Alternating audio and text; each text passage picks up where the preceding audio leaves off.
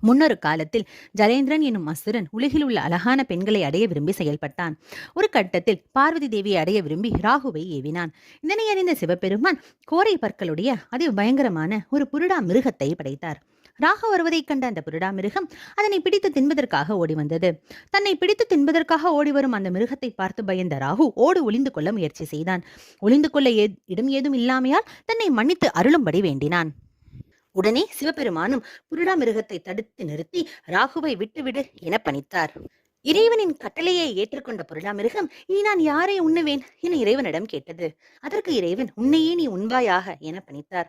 அதன்படி தன் உள்ளங்கால் முதல் கழுத்து வரை உள்ள உடல் பாகங்கள் அனைத்தையும் உண்டு தீர்த்தது. இனி உண்பதற்கு ஏதும் இல்லாததை உணர்ந்த புருடா மிருகம் ஏக்கத்துடன் இறைவனை நோக்கியது.